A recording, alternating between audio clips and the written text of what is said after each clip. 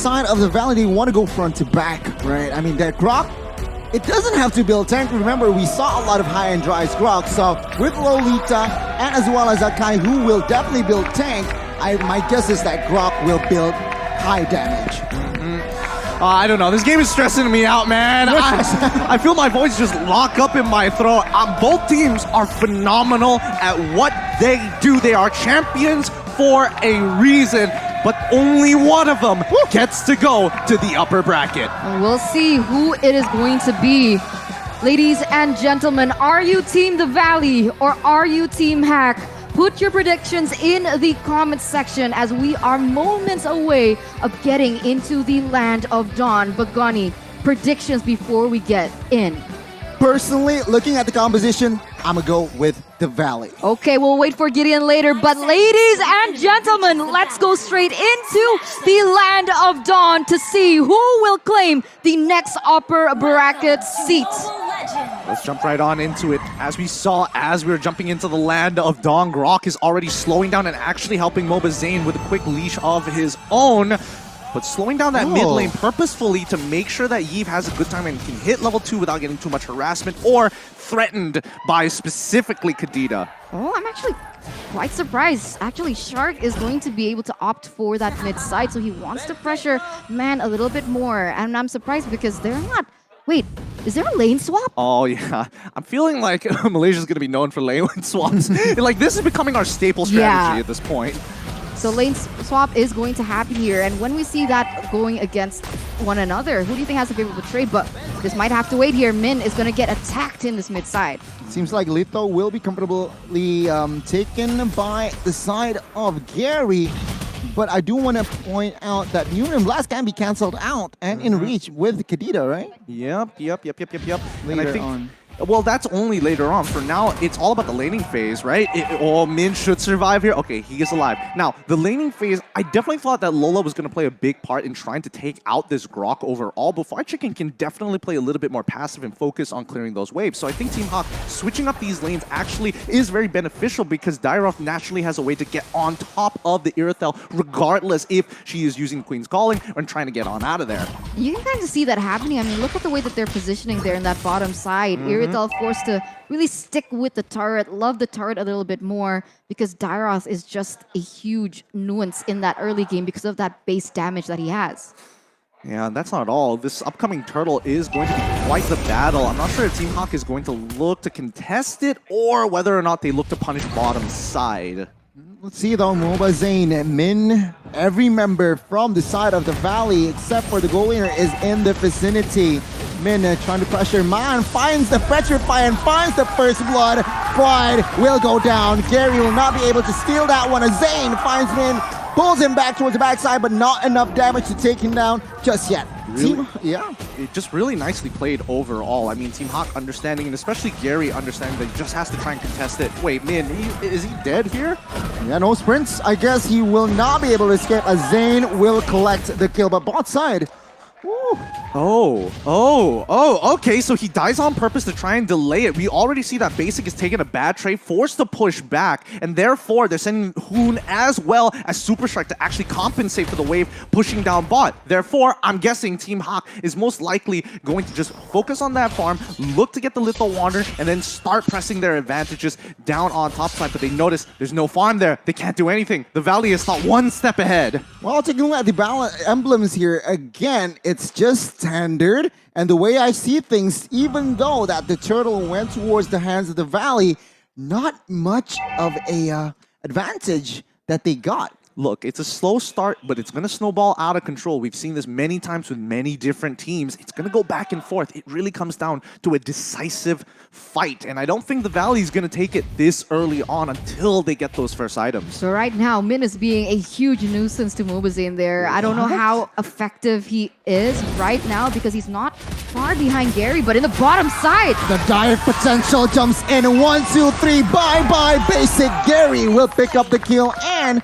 On top of that, he will get the extra goal, but now the re-engage from the Valley. They should not commit to this. I'll take a look at this 3v1 super shot. Will it go down next? The Valley, they really need to be careful on this one. Yeah, they cannot disrespect the Dairoth, and especially with the armor shred, it makes it so easy for someone like Ling to quickly cut down someone as tanky as Supershark, who naturally has the base health as well as armor to protect himself. Top side, everything. White Chicken, 1 HP. He gets almost gets taken down, but now Turtle Fight Gary gets low. He will be forced out of that vicinity. We'll see, can he make the steal? Zane Shark is already on that turtle. 2,000, but he will not make it, as Zane will find the second turtle. They're doing well. So far, the Valley continuing to control the tempo for now. And yes, bottom side is on the loss. However, I did see Lola. He first item blade a Heptases. What a mad lad. He really wants to kill basic here. So now the Valley is trying to unlock him from that bottom side. Maybe find some gold elsewhere on the map. No, still sticking to bottom side. Seems like Panda is farming relatively well. Lola sends a danger shark with the stun. Doon as well. Here combination comes in. Real revelation, but take a look at the damage shark. Low HP, he will not fall, and it will be Lola.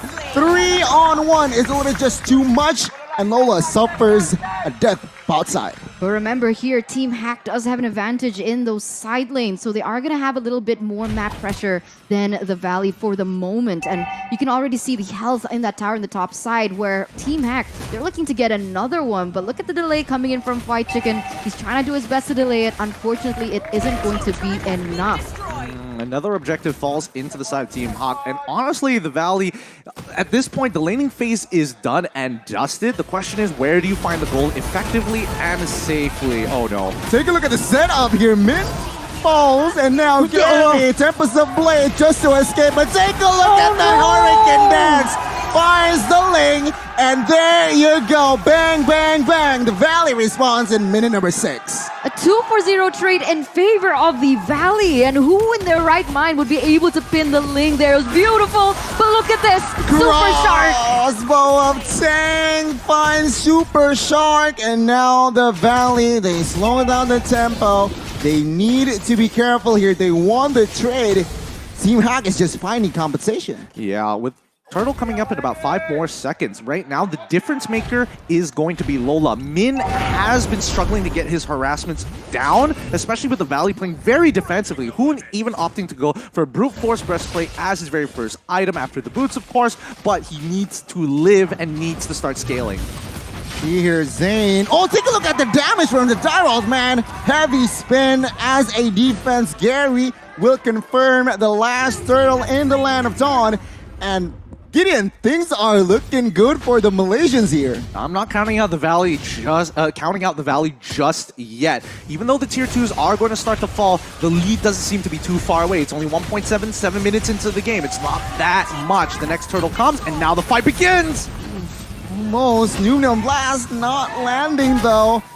Ultimate resource, there's information. Hawk might go for the mid side, but Lola almost solo killing Zane there with the help of the conceal just to escape. Now mid side real manipulation just to fast clear. White Chicken misses the wild charge, and there you go, Team Hack with the disengage. Yeah, it seems like Gary was able to get that blue buff away from Zane though, so it is a little advantage for themselves.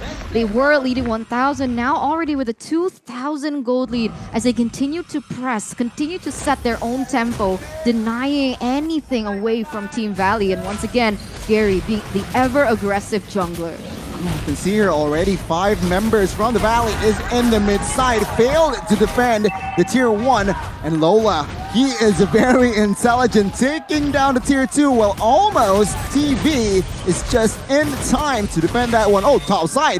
Link Gary finds the red buff, and White Chicken cannot be able to find the kill. Oh boy, this is well, at least for Team Hawk, they understand their composition has a lot of mobility, so the split push is going well, but we see this problem time and time again. At the end of the day, if this match goes up to 20 minutes, the Valley will eventually start to scale so much harder in comparison to Team Hawk. So right now, Team Hawk is on a timer, and they have to conclude this game as fast as possible. Right now, we can see that Fried Chicken trying to clear that upper side, but in that 1v1 against Gary, he nearly took him down. So that's how much damage you can expect from a Grok with that particular emblem as well. And it's interesting, right? Because when we see the Ling, we can either see the jungle emblem or this assassin emblem, the killing spree. And the way that Gary has been using it, it really exemplifies how he wants to play in this game. But oh my god, Min still able to escape though.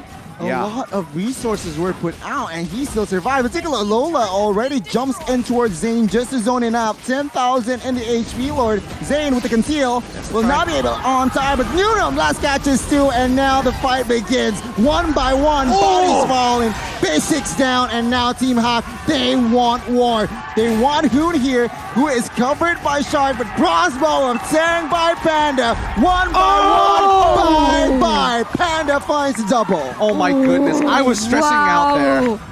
I don't know about you, Eternal, but when you see a situation like that, you got what you want. You had your objective. You didn't have to fight, and yet they did. They did, and they got the way a better advantage as well. So props to Team Hack for that calculation. As you can see, the Lord is already marching down in that top side. We have 3 members, 4, 5 now up in the air, going to try and defend this. But I gotta say, the Valley, they have really good high ground aside from Panda, obviously from Team Hack. Yeah, right now, Who needs to be very, very picky about when he uses that ult, right? His ult is the difference maker here, but here we go. Inhibitor in trouble. Pacer it with the defense. Real inflation pop. Heavy spin connecting on towards 2.